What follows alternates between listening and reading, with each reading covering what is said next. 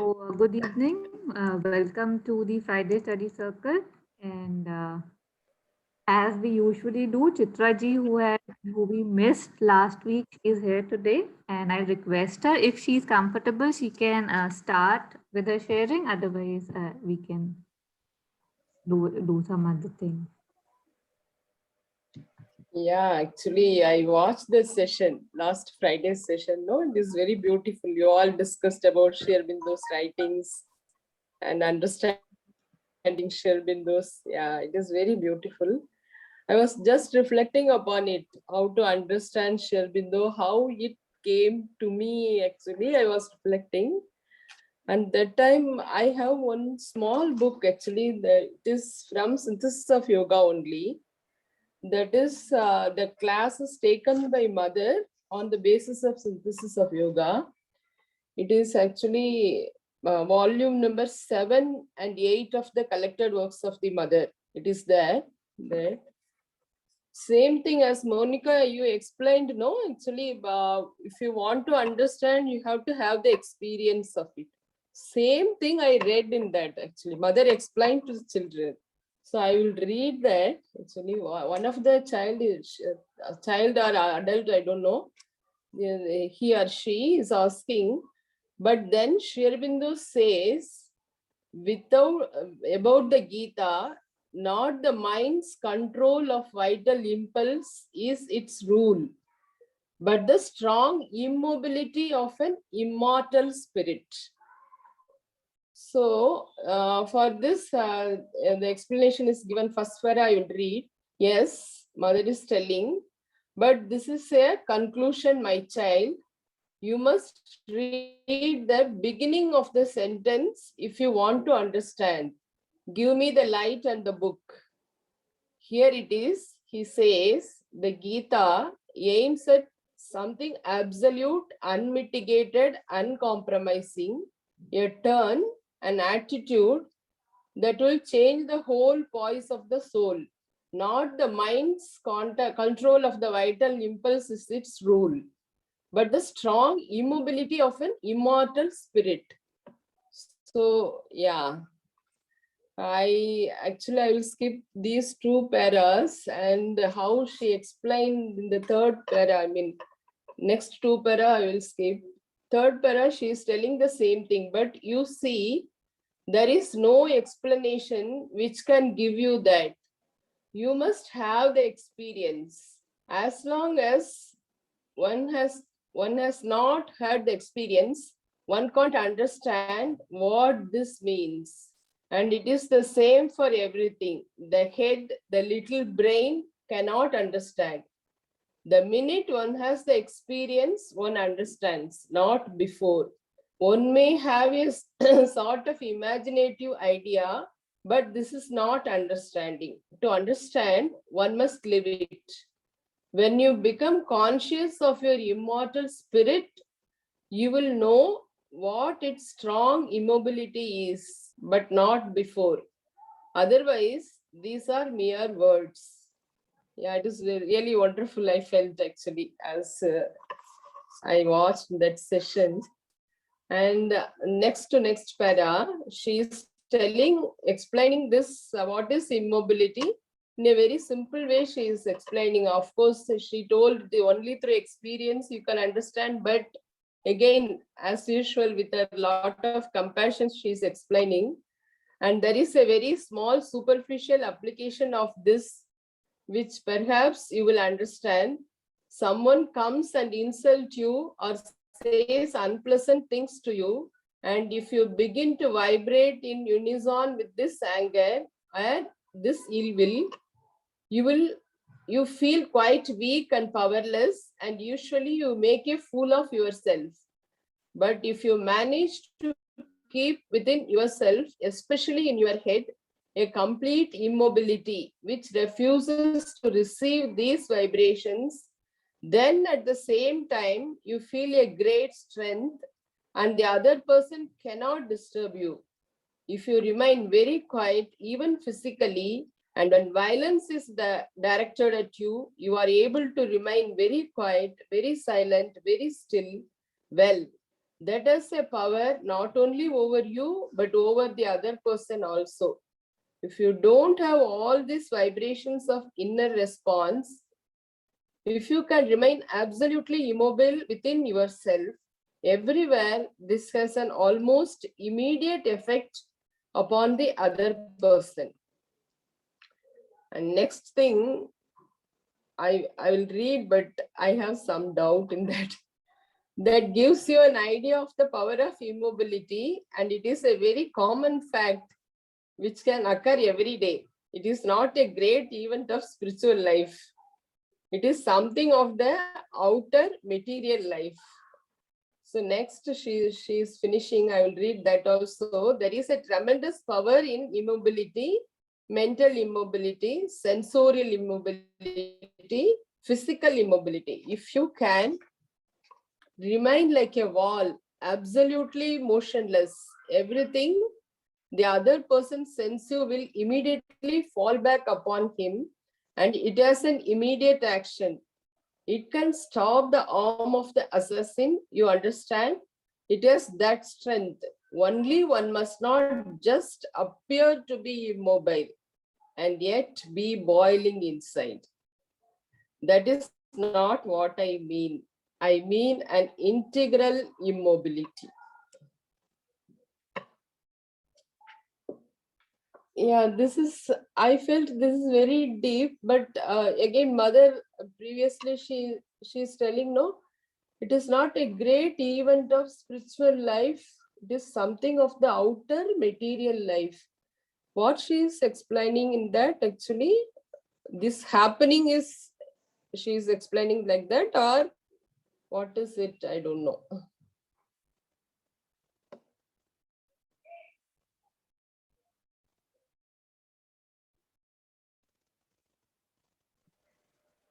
Yeah, that's really beautiful. Taru, can you just go up again from where Chitraji started?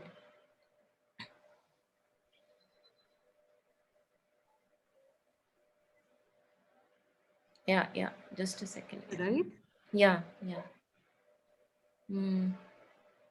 Yeah, this thing, this line where she says here, the Gita aims at something absolute, unmitigated, unpromising, a Yeah. turn and attitude that will change the whole poise of the soul. So I remember I had read a few lines where Sri Aurobindo describes the poise of the soul. So he says that at times it is, when it is poised in the material, then we call it the material soul. You are totally one with the physical reality. I think that would be maybe in case of animals, because they are one with the physical reality. And then when you are poised, when the soul is poised, that is the words he uses, when the soul is poised in the vital, then we call it the vital poise of the soul, or vital soul. So it appears that as if the consciousness, wherever we establish ourselves, anchor ourselves, if we establish ourselves in the material realm, then that becomes our reality. If we establish ourselves in the vital realm, that becomes our reality. And then he talks about the higher reality, which is establishing ourselves in the mental being, which is why we are mental beings. Human beings are mental beings, they say. And beyond that is the another poise of soil, but soul, but I think we don't need to go there at the moment. What I wanted to touch was basically this poise of the soul. So wherever we are stationed, if I am stationed in the prakriti, thoughts coming and going, feelings coming and going, always absorbed there, then I am either on the vital plane or the material plane. Either the comforts, the physical pleasures, all that desires. But when I am poised in what they say, the witnessing purusha, when I'm poised there more and more times, then it completely kind of takes a turn. My consciousness takes a turn, and that light and I can pour out in my day-to-day behavior. That poise of the purusha. और एक और चीज थी जो यहाँ पे जो experience वाला था ना, हाँ, this there is no explanation which you can which can give you that, you must have the experience. I think this is something which most of us would relate, that why mother's words appear so resonating to us is that they have been our experiences. Yeah. I think that is how we come home or feel home with the mother's words. So first the experiences happen, and with Savitri also, mother says the same thing. The more experiences we go through in life, the more Savitri comes to resonate. It resonates more and more, that yes, this happened, yes, this happened. Yeah, in whatever degree. I'm sure degree may be different.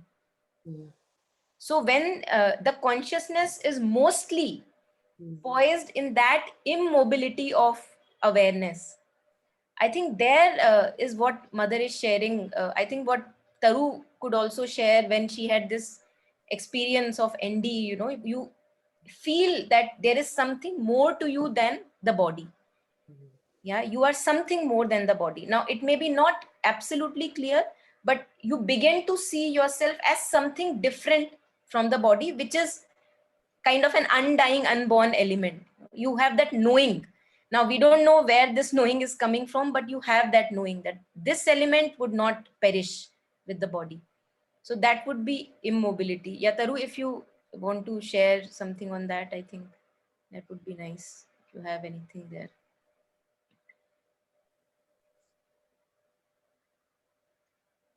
Yeah, I think beyond what you have just said, I don't think on this point anything is coming to me right now. But I mean, in the sense, like, when we like at times we read about such experiences of other people as well, it's not something that one can like put in words, right? Like it's saying that you cannot understand it, right? You cannot communicate it. I think that's why, they even say that whoever has ever written about divine, it could never be complete because you could never put it into, actually concrete words. It's not a mental thing, it's not a physical thing. But this is like it, they like to see it so strongly written. It's also, kind of was a bit of element of surprise for me, because lot of times we do talk about understanding from the experience of others, right? Like maybe that is just in our commercial world, because say, like, in the MBA program, they say that you do case studies so that you don't have to see everything yourself. You can understand from others mistakes, others thing, and you just take the things that were learned and you can apply them. But here it says very clearly, right? Like, unless it's your own experience, so maybe for superficial things, it's possible, but for anything to be understood till the, in the depths, it's probably needed. And I just remember reading one thing once. There was a book on soul plans. And in that, it said that, we have to touch all experiences or impressions. And even if we touch something, say, even for a fraction of a second, in a soul plan, there comes a check, like absolute compassion. Like if you have even felt it once, it's like, okay, your soul has now experienced it. So I think something of that, that came to me from when I was listening to Chitra ji read it. I had one more thing that I wanted to discuss. Yeah, true. But sometimes I also, yeah. You continue there. Actually, you please continue. Mine was a little like a bit ahead, but you please share. No problem. No, just I felt sometimes, even when you are reading the Sri Aurobindo's mother's writings also, even if you don't have experience, sometimes, definitely they are mantric words. How I can explain that, but sometimes it will have its own effects. Maybe you don't know about it immediately, but when you, that experience will happen. Yeah, that I can say. Yeah, that experience will happen definitely. Sometimes, yeah, I had like that actually.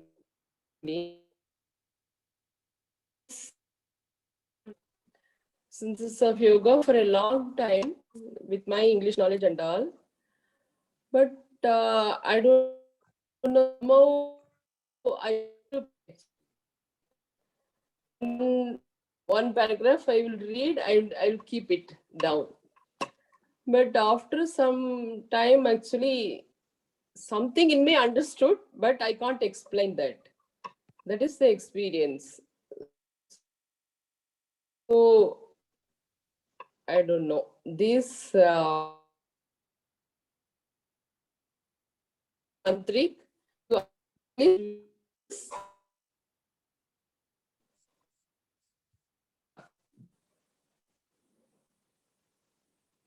it's going inside. Yeah, that's all I can say. Yeah. Could not hear the last part. Did the voice break for everybody or just for me? Yeah, maybe yeah, no, actually, when you read the writings of Mother and Sri Aurobindo, those mantric effects, no, it will create something in you which can't be explained, I told, actually. Yeah. Chitraji, I I think don't here know how to, explain, could be, I don't know, like not explain, but just contemplating that we just know this birth, right? And in this also we do not know so many experiences that we have had. And sometimes when we see something coming to us again and again, and we sit and see where is this coming from? And there is this thing that happened in childhood, there's this thing that happened which was stored in me, which I wasn't even aware. And so many births we have had, right? That so much we already know, which we don't know. But it could also be just reflecting a strong part in this to how we grasp things.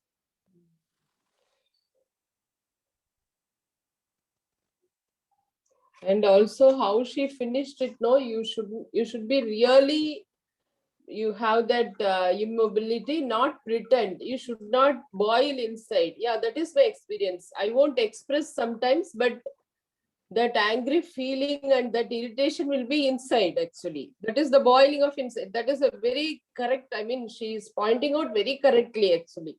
Yeah, it is true, it is true. At least for me, it is true. I won't express because that harmony will go away, but it is inside. Till today, I have that. I mean, I can say I have not crossed that stage, actually. Yeah.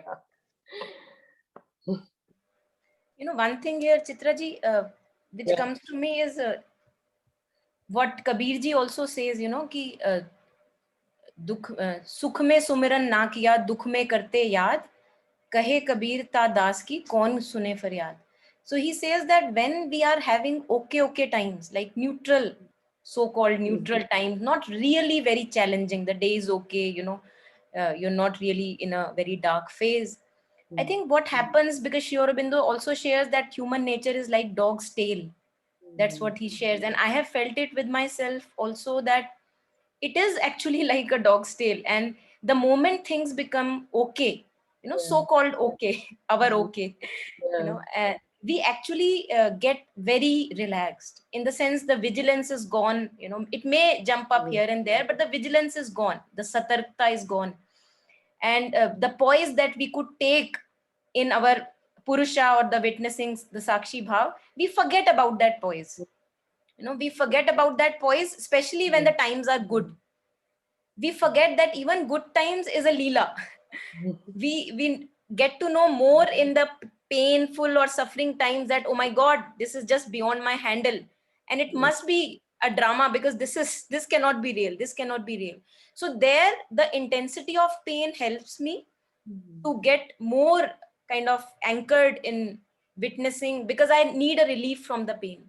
But the moment things get okay, so called okay, again the inertia strikes back.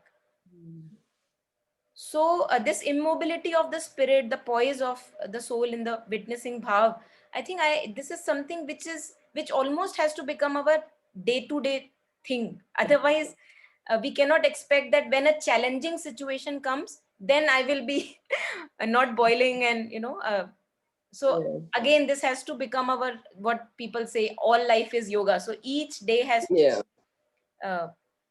if one can say, Yeah. But my experience is, I won't express even if I am boiling inside, as mother told, but you should be immobile inside also. It will take some time to settle down for me, actually. That thing I have not yet achieved, I can say, or I don't know. Yeah, that immobility, that boiling and that irritation will be there, but I will control myself, and I'll control my anger also, that irritation also. Yeah, that long way to go maybe for me. Yeah. Absolutely, for all of Yeah. us actually. You know, Kabir in another couplet he says, "Sadhu tab tak bhay kare jab tak pinjar mein saans." So you can never say that, okay, I am over it, because Yeah. the next moment something arises and you are under it again. Yeah. So that is the beauty of this path, that we will be never over it. Yeah. There can be anything at all coming from whatever previous lives, we don't know, you know, which strikes vehemently, you know, Yeah. once you think that, okay, I am over it. Yeah. So the vigilance has to Yeah. be just continuous, the surrender has to Yeah. be continuous, you know. Mm. Yeah. But the beauty of the path is, even if you have all those, maybe it is all because of their compassion. So many things are there, but in between that, these flowerings are happening, no? Yeah, that is the experience. That is the beauty. Because today, really, I'm wondering. I watched yesterday, and today I was contemplating upon that. You told no, only you have to experience that, then only you will realize that. So I was really thinking about it, and opening this book, this page came to me actually. I really felt very happy because even this small thing, no, actually, you gave you a lot of, I mean, that inner joy. Yeah, mother is as if mother is speaking to me. Yeah, that feeling came to me. Yeah, this is the take today actually for me, and that also I sent a message. No, there was a moment when free from everything, one needs practically nothing, and if anybody else want to share something, I'll go ahead, or Captain G or anyone else want to share something? Chitra ji. Yeah. No, Chitra ji, please go ahead. Okay. There was a moment when free from everything, one needs practically nothing, and one can use anything without this having any real influence on the state of consciousness one is in. This is what really matters. This is from mother. I don't know, someone forwarded me this message actually. It is very beautiful. As far as I understood, actually, whatever be the outer circumstances, if your soul or psychic is really forward, I mean, then it won't affect you, no? The circumstances or people or any matter won't affect you. You will stand in that consciousness. That is the meaning, or what it implies, I don't know. Actually, that's what I want to ask. So Chitra ji, is this the thing that you had shared in Friday study? Yeah, this one. Yeah, really, this one. Yeah. Okay, okay. There was a moment when free from everything. Yes, yes. One needs practically nothing, and one can use anything, do anything without this having any real influence on the state of consciousness one is in. This is what really matters up to this. Yes. Yeah.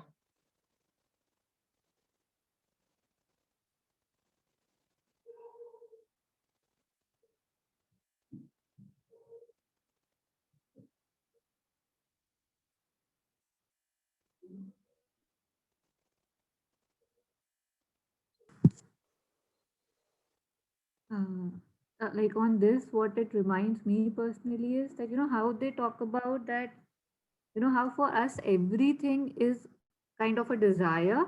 Like, even our enlightenment, our moksha, our peace, like, ultimate peace becomes a desire, right? But it comes, like, I had shared it with a few of us one day, that it's basically like you say, how do you become Brahm, right? And they say when you drop the want to become Brahm, you are Brahm.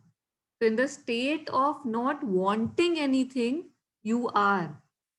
So, that's what it came to, it's like there comes a moment when free from everything, one needs practically nothing. So because I have made my desire, like my, I don't know, enlightenment also a desire, I will never be able to be there unless, until I drop that, okay, this is something I need to achieve. Is there someplace I want to be? And then I am that. You know how they say about dropping? So that's what came to me on these lines. So.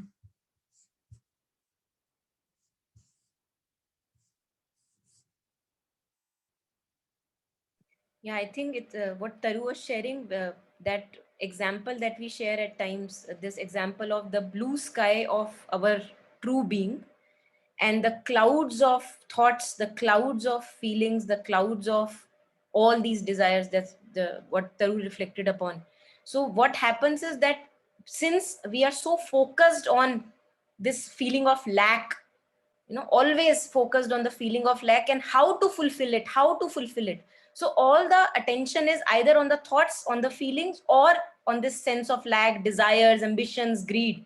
How to fulfill the moment. In that particular moment, those clouds are not there.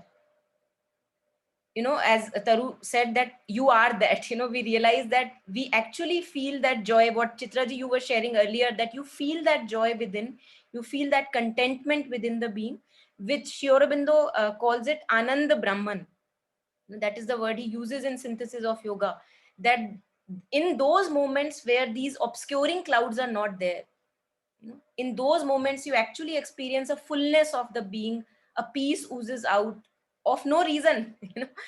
It's not that you have gotten something and that's why the peace is oozing out.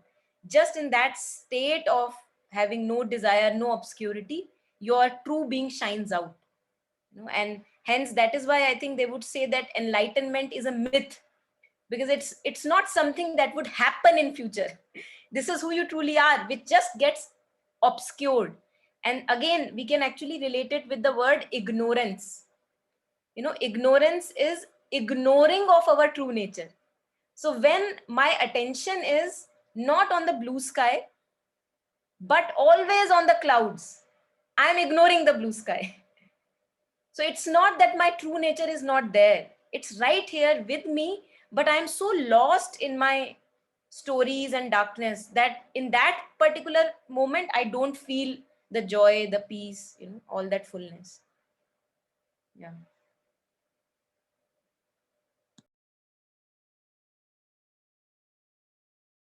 And also, I feel that these moments are, again, in the beginning for us, all of us, it's like they come and go. What Vedic rishis would talk about, these ups and downs. So beautiful moments of enlightenment, or these waking up, illuminations, inspirations, everything is beautiful. And then sudden periods of really deep darkness. So these waves that they would go through. And Sri Aurobindo and Mother talk about this, and they say that this is only because of the ignorance of the matter. It pulls us down. So we are ready to move up, and then something is not ready, so it pulls us down. And that says that please take me along. I also need some light. So again, that part needs to be kind of embraced and shed light upon. And that is why we feel at times so frustrated on the path that, oh my God, I was having such a beautiful experience for the past 2 days. Now again in the darkness, I have been through such phases again and again, like feels like endless loops at times. I call them, I call my good phases as breathers now, as if I got a breather in. Yeah.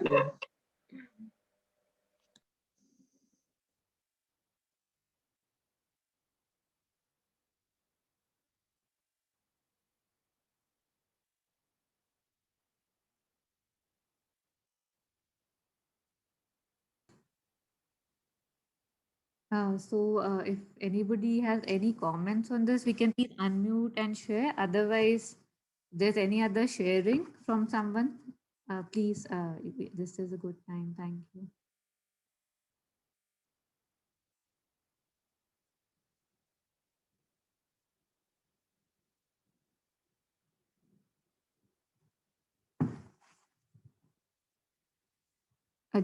I was actually reading something this morning, which again falls on the same line, but I couldn't pull it up.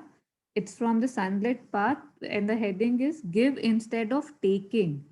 So it some had a flavor of this whole thing that if one was spread out in all things, if all the vibrations which come and go express the need to merge into everything, to widen oneself, grow, not by remaining within one's limits, but coming out of them, and finally to be identified with everything, one would no longer have anything to lose, for one would have everything.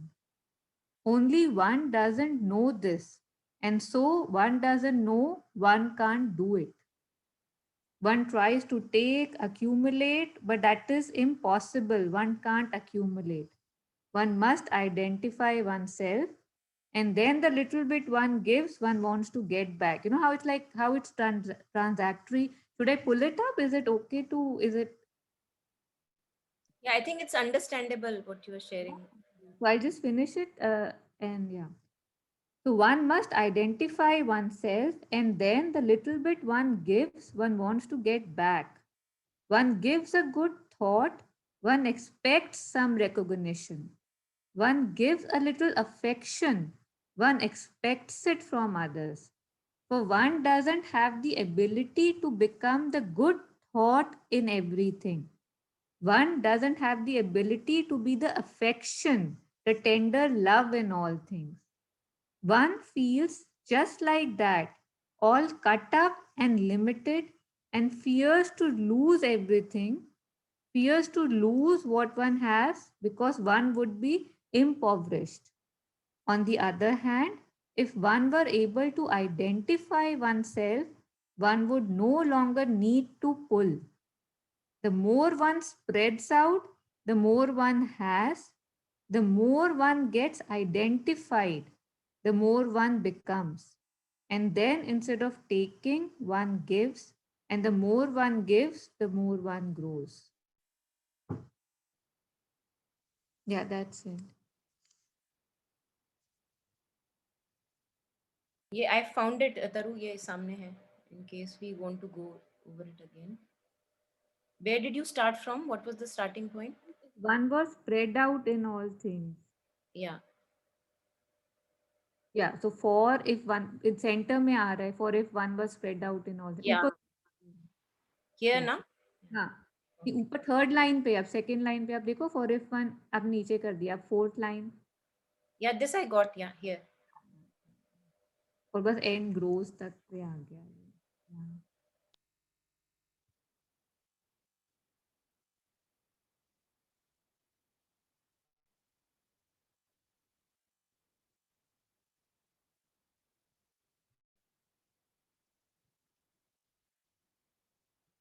You know, actually, I feel one can actually do meditation on these lines because the moment you read these lines, you are as if taking a step back into knowing yourself as awareness.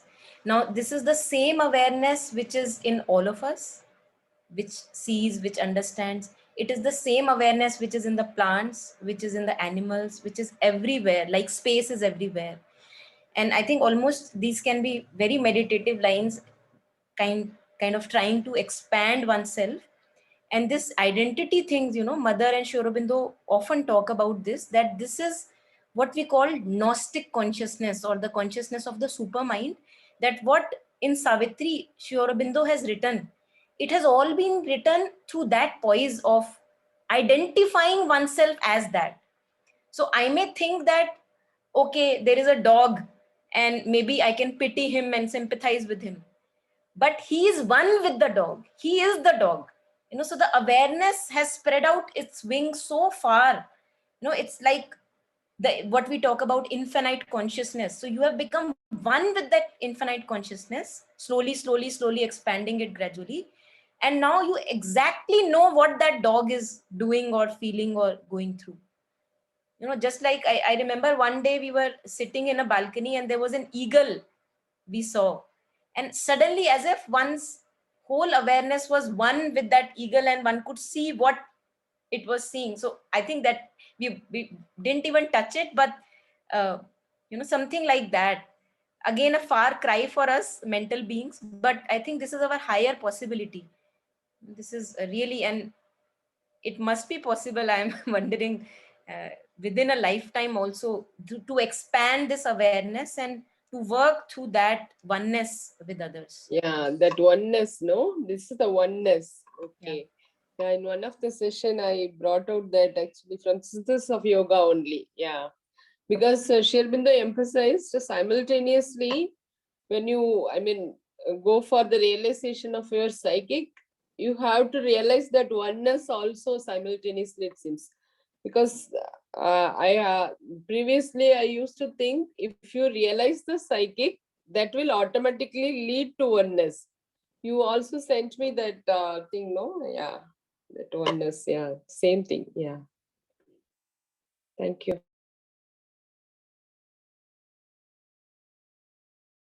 I think again, what Kabir again says, effort, jatan, because we are so much poised in our vital, mental, and the physical, that it takes effort for us to be there.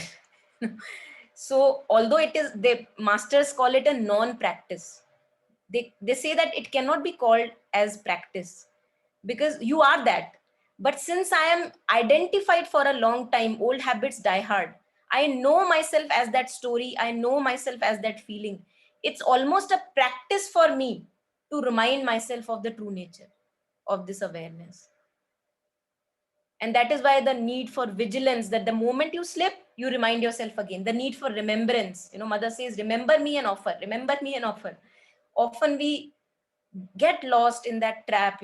Our attachments are really strong and very powerful. And I feel that I may not be attached at 10 places, but that 11th place where I am attached, it just takes away every poise that I may be practicing for whatever time. And that again is a challenge which we again need to go through, I believe. Yeah, if anyone, I just keep on speaking.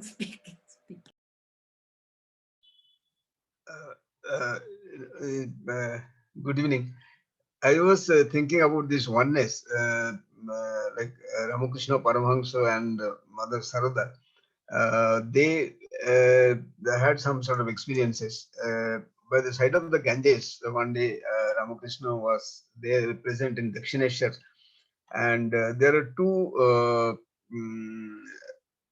boatmen. They were fighting each other in that. And then one was hurt actually, that one was physically assaulted someone, and he was in the room. I think from there neither you can see nor you can hurt, but he felt that somebody has hit him, something like that.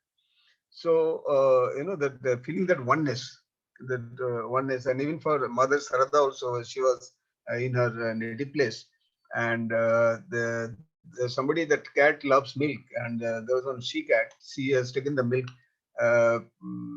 from the container where it was being boiled or something, or kept.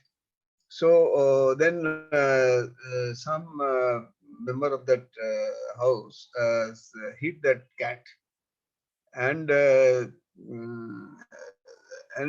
she had that actually the injury on her back, where the cat was hit in the back, and she was having that injury. Then somebody asked that who has hit you, tell me, how can that take place and all this. So that oneness was so perfect that we have to see with everyone that I cannot recognize myself as a body or mind, myself, my body, my mind, my intellect, my all this. So these are not actually. So this is the wrong thing actually on the direction on which you are moving. And we try to justify that. Yes, I am the body. See, I am doing this, I am doing that, and all this. So this from the beginning, we had been, our training was on this line only. So the moment we start thinking, and also probably we can see that yes, we can. You can be nobody's enemy, because you are with everybody. you're with everybody, whether like in the previous some time back we just discussed about that somebody was angry. So if I'm keeping quiet like a wall, I'm just fixed. Like in Bhagavad Gita, they call Sthita Pragya. So if I am keeping my all the senses and all my five indriyas and all the safe, I'm not disturbed. So naturally that effect will reach to that other person. There's one beautiful story that Ramakrishna Paramahamsa said that one chap, he was one person was a tenant in the ground floor, and the house which was let out, the master used to stay on the first floor. So that ground floor chap, he had a lot of complaints about this thing. Water supply is not there, electricity is going, and some sound. The children are playing on the first floor, and the sound is coming, and all. So the owner had a lot of patience, and he was like that Sthita Pragya. So he says that, okay, I think you have some issues, and also I'll come back from the office at 5 o'clock, and I'll be with you in the evening. So he came back at 5 o'clock. He went there, and he says, tell me, what are the issues you have? So then he was narrating everything. Then he says, see, now it is 9 o'clock, and I have to have my dinner because my wife is waiting there. And again, tomorrow, before going to office, I can come from 8 to 9. So I'll come at whatever he got to tell, then I'll come and give you a patient hearing tomorrow. So likewise, he came tomorrow and give a patient hearing. And so again in the evening he gave time at 5 o'clock, so whatever the time, he kept on doing this, and only one person was speaking, other person is just is the listener. And then at the end, after a few days, this chap who was the tenant, he understood that he's not at all disturbed, and that issues he realized that issues are very minor actually, where the other person may not be having any control actually. So that realization came because that the other person was not reacting, or you are trying to give a solution to it or something. It came automatically to that person, because it was like a wall actually, as if he's speaking to the wall, though it is a person who is coming and all. So it affects actually. It has got a effect, a rebound effect actually. That person, he changes himself. So these are the thoughts which are coming when we are being discussed these issues. Thank you.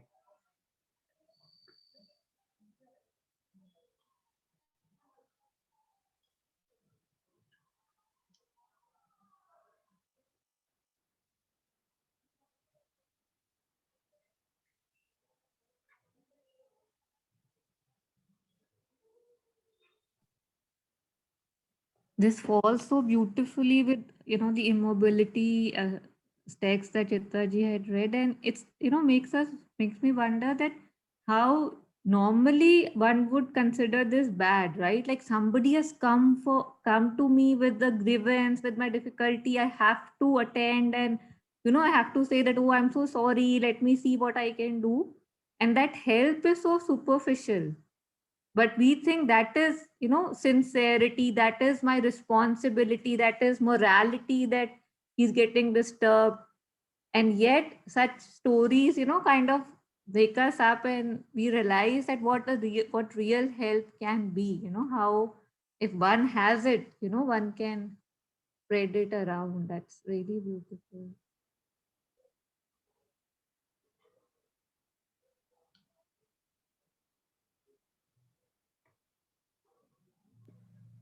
Yeah, the passage that we were discussing, two things were coming out from that.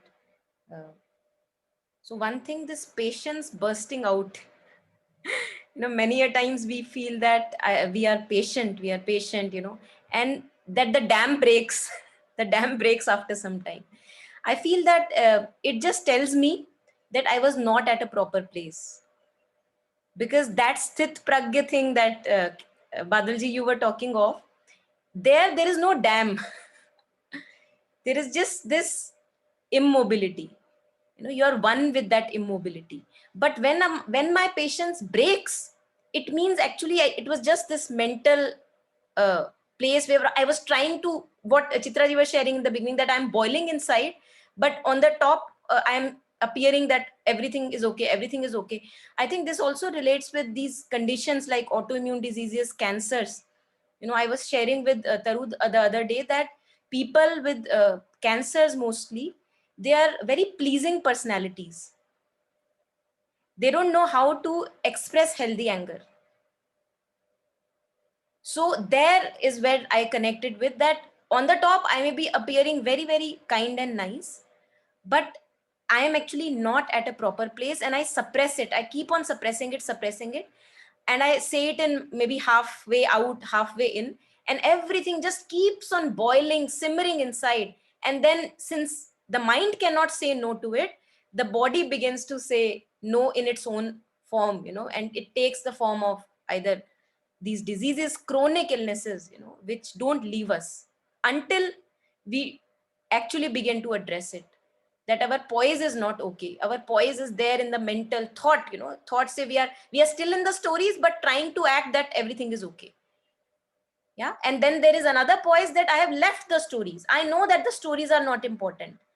Then only I can be in that stability, the immobility that we were talking of, when I'm not in the story. The moment I even touch the story, it's like a hornet nest, you know, the moment I even touch it, it's like I'm back there again. So it's really amazing how powerful these, you know, the stories are for us. They have been our life. They have been our true self in one sense or the other for a long time.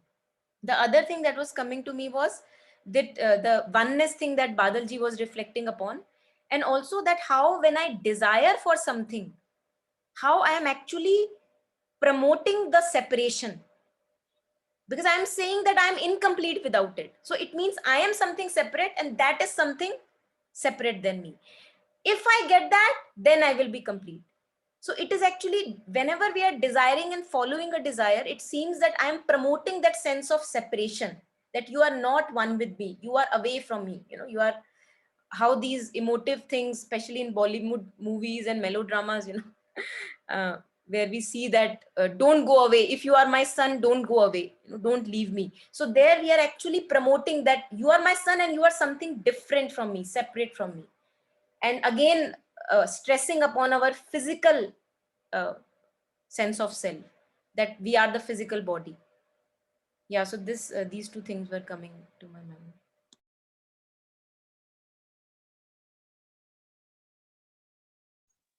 Yeah, one thing you said, Monica, about the immobility. The word I think in the text said, when the mother said integral immobility. Yeah, that really made sense to me in the same way like you described. You know, that it's not just my mental mind saying, oh, yes, I have gotten over it, or it's behind me, or I'm not bothered by it. Like, if I look at my whole being, I can see the clues of where actually I am. And the word I think you were using is where our poise is. So yeah, I think that was a key thing for me, the integral immobility part. Yeah.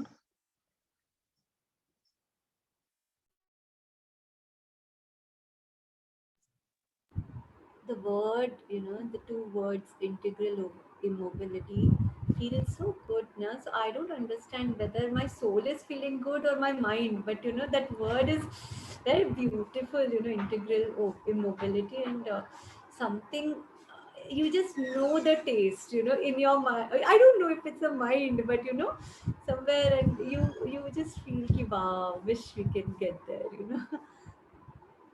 But these are words, I'm sure they're limited.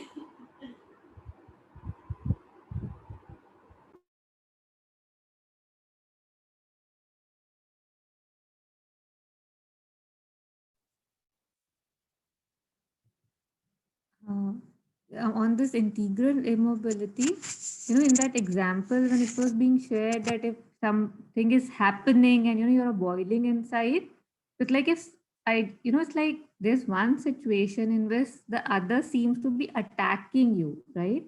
and you remember that, okay, it's kind of there's attack, and I can focus and I can breathe, and whatever, and the situation is fine, like in between, when we haven't achieved the immobility yet, and yet you are trying to keep calm, like Chitraji was saying.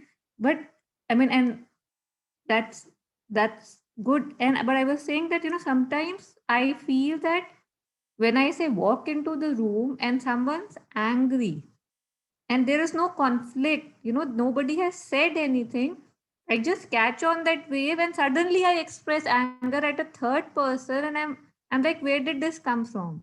Suddenly I'm okay, and ekdam say I'm not. So I was just, when Chitraji had shared it in the beginning, the text, I was wondering that how, like when mother says about the constant vigilance, like how it's important in each and every second, because if there's an attack, I can defend. Maybe I'm better because I know something is attacking, right? But that is not really vigilance, right? Because you can see the attack and you're reacting. But true vigilance would be that you don't even know you have been attacked, and yet there is somebody there who's sitting there and said, no, not mine. It's so, like how you were talking, Monica, about possibilities, that would also be possible, that I can feel it coming, and before it enters. And I think we had discussed it also in previous Friday circles, how the thought enters and you can say no and stuff. And one thing that I thought you would say, because you always catch on that, we have had several discussions when Chitraji had used the term harmony. I'm surprised that you didn't mention that, because how we maintain the so-called superficial harmonies, and all of us, like it's not just her, and we think we are doing good by other and by ourselves, to ourselves, by not speaking out, lashing out. And then we realize how superficial that harmony was. It wasn't even, I don't know, it's not even right to call that thing a harmony, because it's so dependent on so many things being okay, and then the thing would appear to be non-conflictive in nature. But one tiny thing, and there it collapses, right? And like again, I mean, you so beautifully said how the body then repulses and reacts, and yeah, it's Just really imagine that you have this a chair. What the example you were sharing, just a visual to kind of elaborate upon. Imagine that you have a chair and it's a very rickety chair. The legs are really, really weak. So what you would try to do in order to preserve that chair, you would not sit on it, or maybe if you sit, you half sit and you don't put the pressure on it. So our harmonies mostly are like this, that we preserve our falsehoods. We preserve others' egos and our own egos, just that I don't have to go through that discomfort, because it's discomforting, to break the shell of the ego for myself and also for the other. It's a discomforting, unpleasant phase that one has to go through. So I think that's why masters have said that love is courageous, because if you really love a person, you will actually not care at times, even if you have to hit the person, if that is required, because then whatever needs to be broken down would break apart, and that is the false that we are trying to preserve. Yeah, so just wanted to put, I think someone's just sharing, I just spoke. No, actually, that harmony, yes, it is superficial harmony only, but there is no other way, because some problems, no, they won't get solved. I know, actually. So unnecessary arguments, why it is coming always, those arguments? Want to avoid that, I will go out from that place. But thankfully, I have a habit of writing a diary. I will write all my feelings and surrender to mother and keep it there.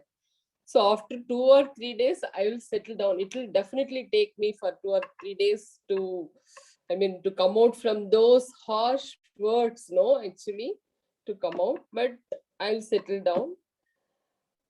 And nowadays, I feel after slowly, those things also, that period also is getting very, it is also a very short period only that emotions are there in me, actually, because of mother's grace. Yeah. Because sometimes there is no other way, no, we have to keep our mouth shut sometimes. There is no solution for that. If you argue also. Once like we can express, but again and again, if the same thing comes up, there is no other way. Only that superficial harmony only we have to maintain. Yeah, absolutely. I think even I was reading a book, and they were said that earlier people used to say express anger, you know. But then I think he was sharing that there needs to be a discretion here, because whenever we are actually expressing anger, mostly it's coming from the ego self. Mostly there are rare moments in our life where it is a compassionate anger, you know, that maybe somebody is beating a animal or something, injustice is happening, and you're angry because of that. So that kind of an anger is a welcome anger, because that we need that anger, you know. All these forces, the force of anger, the force of greed, they have their own purpose, the force of desire. So when we have to move these things, then anger is absolutely necessary. You know, I think I read somewhere that mother says that anger is necessary to extract out resources. Correct. That if I'm angry, do this, and you know, get the 10 kg rice out, for example. You know, just so but usually we are not there. We are just little trivialities of life, we are angry for them. So that kind of anger is better offered to the mother, as you were sharing. That's and really it has its own effects. Really, I feel that. In other person also it has its effects, really. You know, Ramana Maharishi says absolute non-interference in the affairs of others. And that really helps, you know, whenever we are going to get in a mess because of our attachments. If we can remember something like that. And usually what happens that people who are close to us, there we falter, because we think that their life is my property. And I have full right to interfere. That is what we think, since we are living in the same house and everything. So he says that absolute non-interference. What we do is we continuously keep on thinking about them, what they are thinking about us, what they should be not thinking about us. We are always as if they are here. They are living here in our heads. So I think that's, again, as you were sharing, that actually makes a change in the other person also slowly. Definitely. If you are not non-reactive. I feel there is no other way when you are really surrendering to mother. No, there is no other way. Definitely it will change. That confidence I gained because through my experience. So I wonder I mean, with all these things, discussion, I was just wondering so many different angles. Like what I'm reminded is once we were reading some writings by mother, and it said that, you know, if you are still feeling, troubled by somebody, or, you know, like betrayed, so it's about you and your faith, you know. And then there is also something like there is no other, and then that you manifest your reality. So I don't know how, like, you know, our ways would be like we surrender to, you know, the divine, but I think that, you know, that's how we connect more to ourselves, and we understand that there is no other. I don't know how it works, but all these things, you know, together are pointing to the same thing. You know, that's really beautiful, Shweta, because that day I was sharing with Taru these 3 words from the Vedas, which Sri Aurobindo mother also talk of. Satyam, Ritam, Brahat. I'm sure Chitraji must have heard about it. So he says that wherever there is the functioning of divine will, wherever the supermind is in action, there you find these 3 in action, in manifestation. So Satyam, he says, that is the manifestation of truth. And please correct Chitraji if I'm forgetting anything. Then Brihat, he says that it's the vastness, that wherever truth is, it will reconcile the opposites. So what you were sharing, that we don't even know how even seemingly opposite things, they are working, you know, they are helping us. Good and bad, both are necessary. We were talking the other day, sincerity, insincerity, both are necessary. So as if that wherever truth is manifested, there the narrowness goes away, and immediately, as if a deeper harmony, we were talking of harmony, a deeper harmony reconciling even the contradictory things appears in manifestation, and there only rhythm can happen, which is the right action. So whenever we are working on from our narrow limited mental consciousness, there will always be in conflict with the other. There will always be another. And that is for me a signal that I can be better, I have a higher possibility. So yeah, just connected with what you were sharing.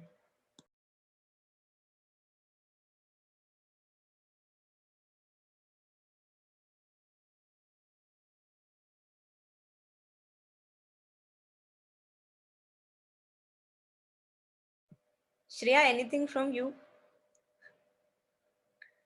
In case you are here.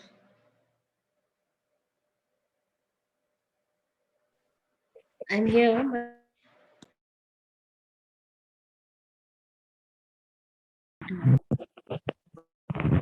it's just study hearing.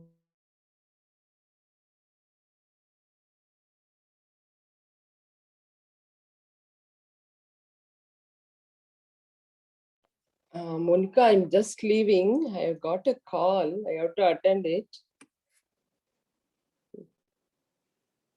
Yeah, thank you for joining, Chitra. Yeah, thank you. Yeah, thank you. Bye-bye. Yeah.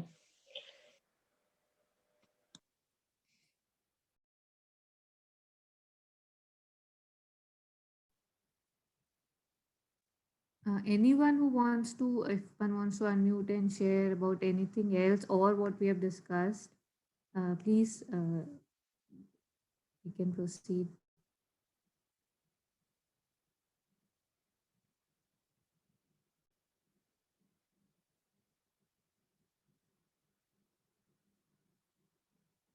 So I was listening, just in continuation. I don't know if we have any answers to this, but I was listening to Alok Panditji about. Shweta, can you be a little louder? Yeah, sure. Thank Am you. I audible now? Yeah. Yeah, a bit better. Yeah. Okay. Yeah. So I was listening to one of the talks by Alok Pandeyji recently, and then I heard about this adverse and hostile forces which come in the way of your, spiritual path. So that was something very new for me, and it really made me feel very intrigued. So now, since we were talking about all these things, like how, suddenly you reach somewhere, then again you go back, and again some thoughts, mental levels. So I would like to know more about this, if one of you can talk on this subject someday, because it is something really new.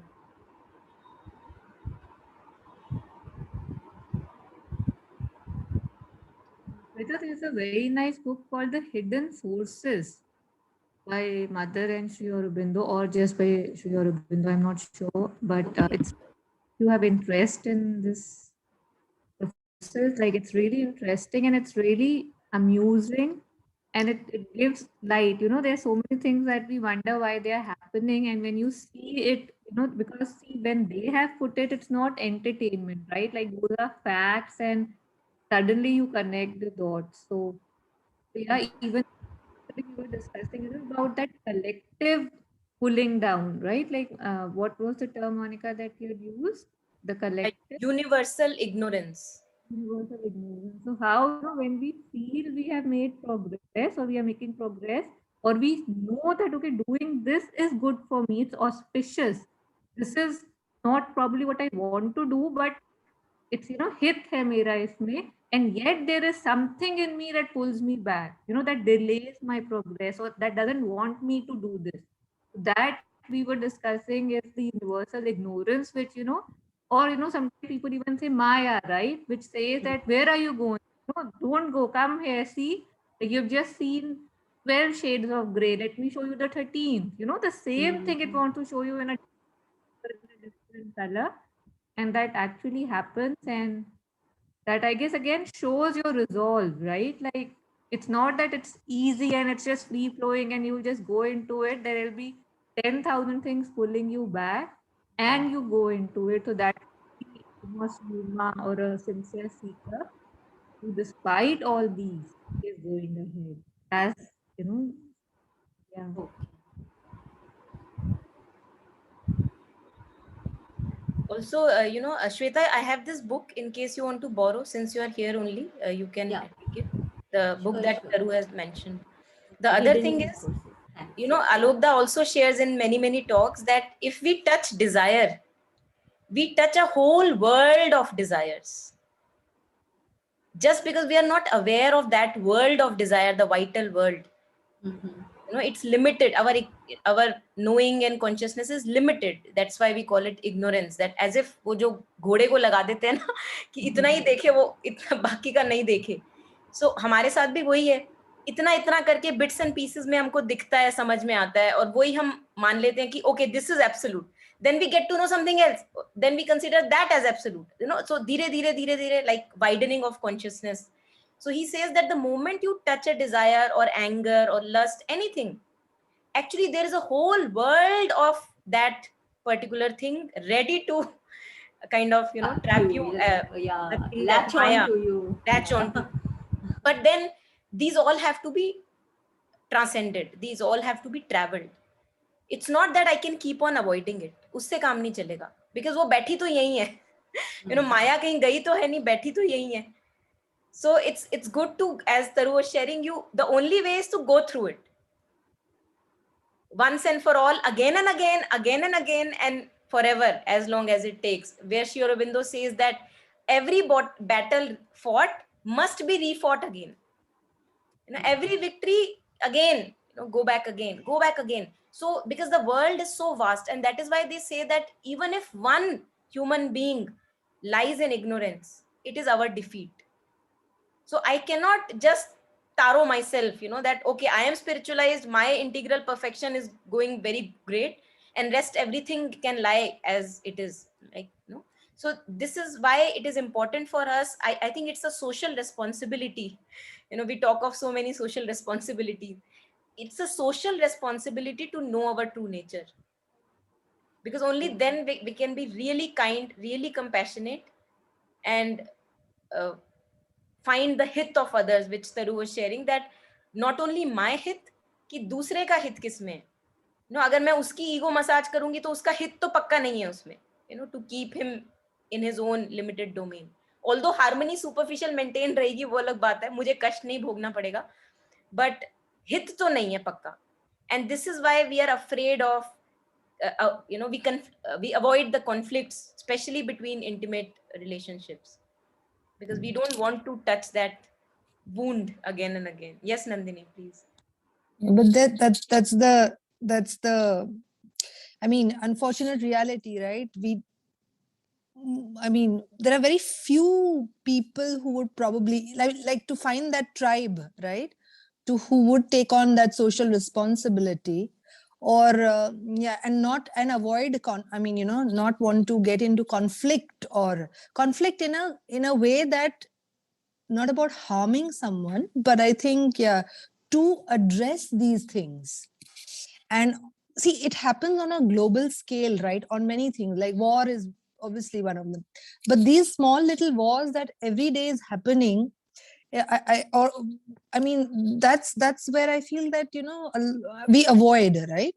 There's avoiding, there is the avoidance, and the ones who and the attaches. So that's I think it has to be addressed on a sort of a daily basis, right? I mean, I was just thinking, like, I live here in about 50 apartments. Let's say there are about 100 people living, out of which I mean, and you meet these people, there's sometimes very few people address those things, right? And if you do speak about something, I think the level of understanding sometimes becomes, it's not about you want to explain yourself continuously, right? Sometimes it's like you wish that it was effortless to not be continuously at that level of saying that yes, this is how we should look at humankind, or we should, you know, work towards in a broader word, yeah, the spiritual way, or looking at, you know, what Mother or Sri Aurobindo says. It's yeah, that conflict I find myself also. So it sometimes you, जैसे तुम ना, हम कुछ बोलते ही नहीं है, ठीक है रहने दो अभी, जो जिसकी, you know, दुनिया में खुश है, so you leave it at that. Yeah, I think Nandini, यहाँ पे ना एक चीज याद आ रही है, जैसे you know, one of our teachers, Acharya Prashant, he says, जहाँ राम वहाँ घोर संग्राम. So I feel that if we are truly established more and more deeply in our own being, then we are ready for those conflicts. Yeah. You know, then that's what I'm saying. One is ready for the conflicts. I'm not saying conflict in see, the word conflict itself is conflicting, right? I mean, because it is not even if you tread upon it softly, it is not looked at it a way that from a positive sense. I mean, if lack of better word, I'm saying, I might be ready for it, or, you know, we as a group, we might be, but yeah, I think, yeah, that's something that we need to sort of probably work around. Yeah.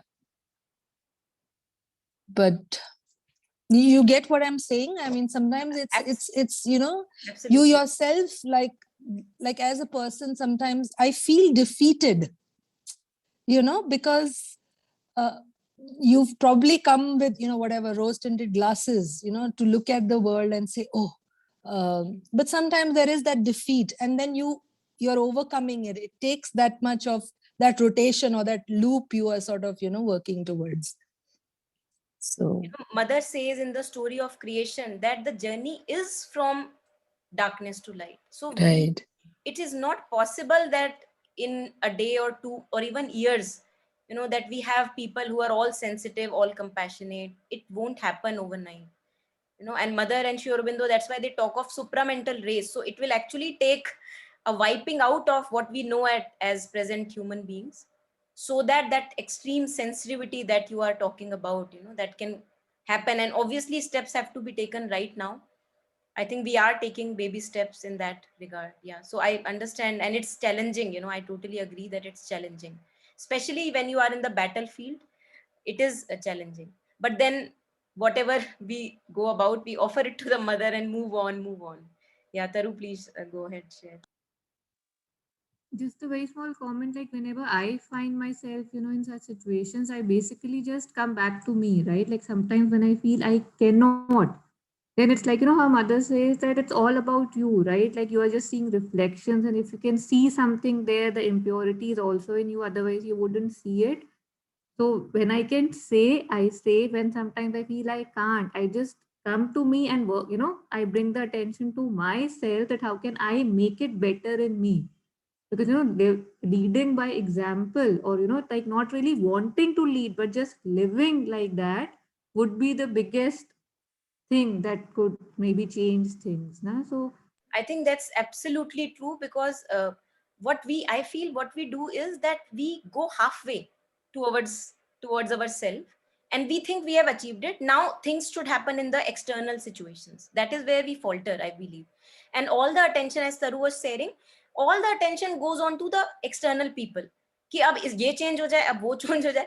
जबकि as Mother says again and again, you know, coming back to ourselves, because it's not that my impurities are over now, that I am spiritualized and rest everything has to happen in the external situations.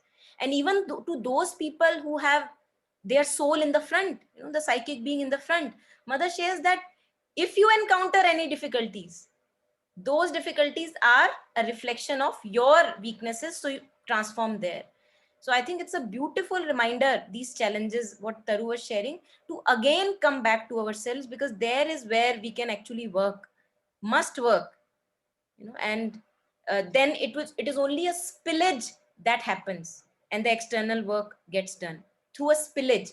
Like a flower is blossoming, and it's not wanting the fragrance ki meri fragrance sung lo, meri sung lo, no, but the way it is blossoming, no one can help but stay close to the flower and embrace that beauty. And that is why mother talks about being a flower, you know, blossoming like a flower. So मुझे लगता है कि हमारा ध्यान क्योंकि इतना इधर उधर चला जाता है owing to the superficial consciousness, again and again, like a little puppy goes out and you have to bring him back to your lap again and again. He goes out, chews on things, you bring him back again. So it's almost like that. The moment you are too much, you know, we all are too much here and there, just bringing it back to onto oneself. I think there is where we can find also control, mastery and relief, all of them together at once. और बाहर तो बार बार वो जो defeat की आप बात कर रहे थे ना, and I think that defeat may just be a sign that it is not the maybe a proper way to work. Just come back home to yourself, come back home to yourself. Just like suffering is a signal, है ना, तो वैसे ही pain is a signal, and maybe, you know, just again extrapolating, there may be many facets to it, I'm sure. Yeah. I think they are all very entangled, because when we are discussing and when I'm listening, I feel that we move from this, we are really oscillating from here to there.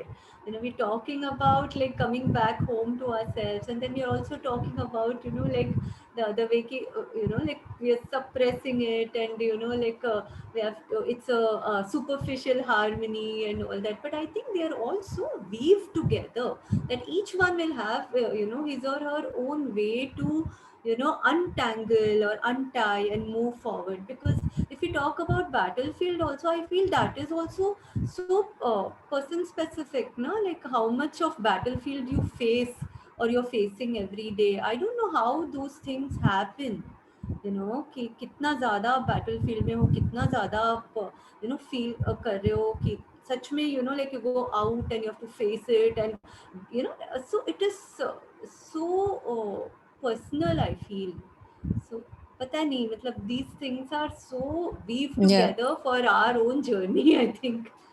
Yeah, I think that's what I mean. I think that's the conveying. I was trying to say that that it's just not about a personal defeat. There are moments, yes, but you're also working, like, okay, you're talking about collective consciousness, or you think, then sometimes you say, oh, there is, because see, there is a world over here that if you look at it, uh, there is a world which right now we're living in a place where there is no war, and there's another side of the world that has war is going on, you hearing things, and so that sort of, that kind of conflict, yeah, that's within, I guess. Yeah, but it's still it's out there in the world, and you sort of quite feel for it. Nandini, I think it's very important to keep this sensitivity alive. I remember this, yeah, because otherwise I'm insensitive. It does not matter if people are dying on the other part of the world, because I am not dying, I am okay. So how do I care? Right. And I think Krishnamurti has talked a lot on it, to keep this sensitivity and feeling alive, which is there in children. In children, feel the sense, they feel the pain of animal, of an insect and all that. Yeah. Please share what you were sharing. Yeah. So I think that's what, like, see, everything seems to be like now back to normal, right? I mean, at least if you look at where I'm living right now in Bangalore, it's like a pandemic never happened, and yes, we've all lost, loved ones, we've lost friends, we've lost, and with that, a part of you also has gone, right? So those fragments have gone. To reclaim it again, so my question was, that continuous loop sometimes, no, it sort of tires you, and like you said, the supramental race, how long will I wait for it? Which you would like to see it at some point, maybe in and around your surroundings also.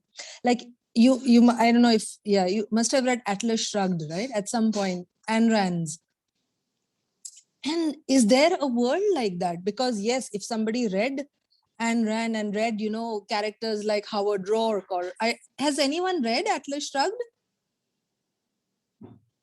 I think Shreya is there. But I don't remember it. Read, but Nandini, that's a world that, I mean, I don't know. Now I don't read.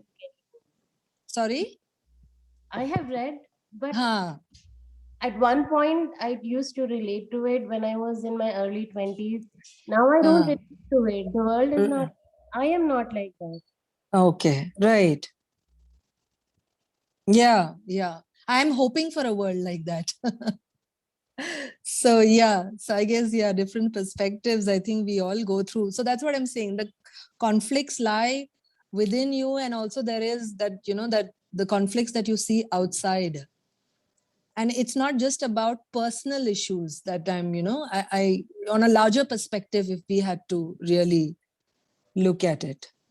Yeah, yeah. But yeah, I think it throws open so many things, because see, this is where it allows you to also sort of look within, right? Because like you said, sometimes you forget that sensitivity lies within you also, right? Unless someone points it out. So because it's a constant rut, you know, you're following things, you're doing things, and yeah, so to discuss it with everyone is sometimes a bit challenging. I won't say difficult, but it is challenging to, you know, I can say it to you easily, I can say it to this group of people, but it can be challenging to say it to someone else, because, you know, obviously their motivations lie elsewhere, right? So yeah, that understanding, I wish as a collective it would be a much more rapid sort of, you know, yeah. Yeah. Have you read about this little PDF that I have once time shared, White Roses by Huta and Mother. So these conversations between, have you gone You've through them? yes, I've gone through, but I've not read the whole thing. I'll go through it then. So, you know, what you are sharing, because Huta, I believe from what I read, again shows a lot of sensitivity.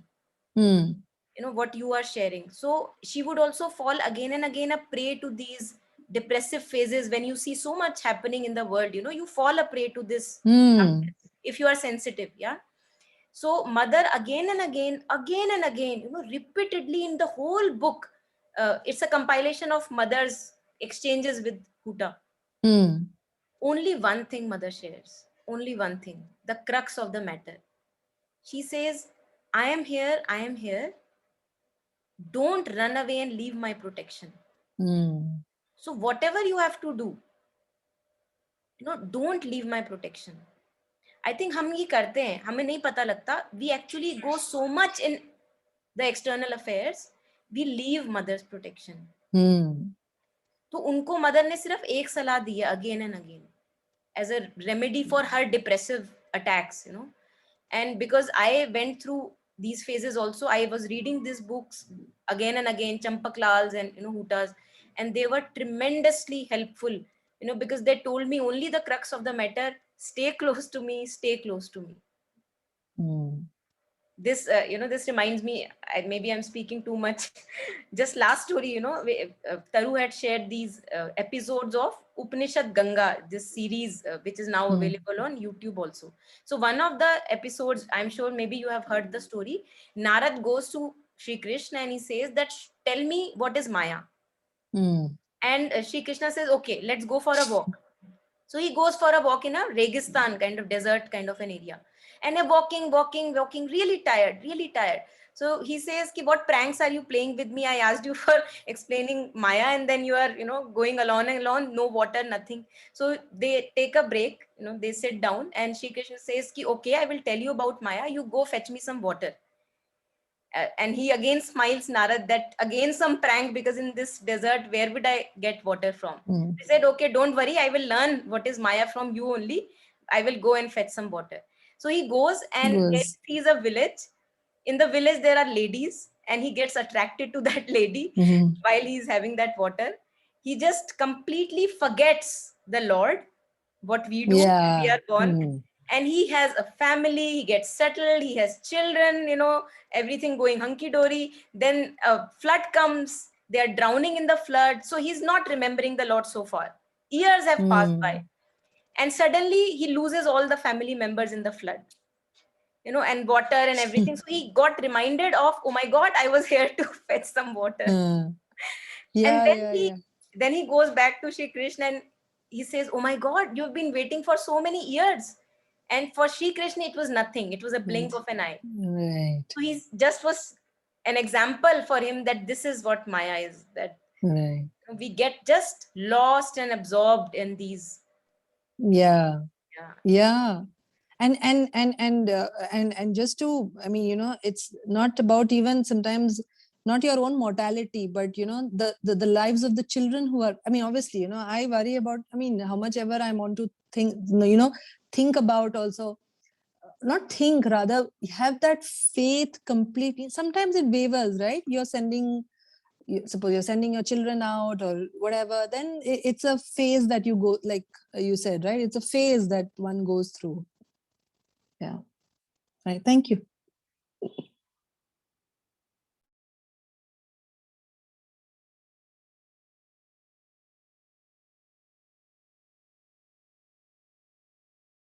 In the same passage that Chitraji was sharing, the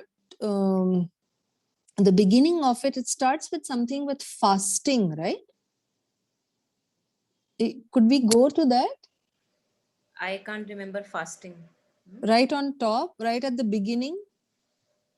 Taru, you have it on, what Chitraji shared? No, I don't. I look at my history.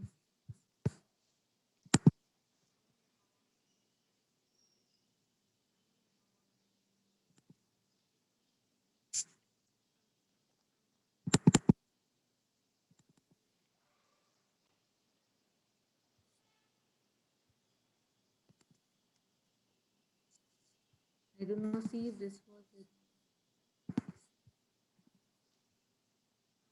Is this the? Was this the one, or this was the later one? You must have the हाँ, experience. यही वाला था, इसी से start किया था शायद. हाँ. मुझे हाँ, first जो I think it's right on top. Oh, right. Okay, okay. Oh, right. No. Then I think that was the other one. Or right on top. This is the beginning of it.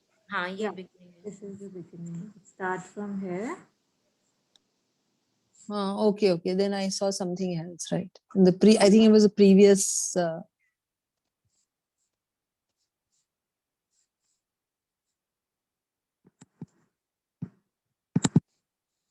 Hmm.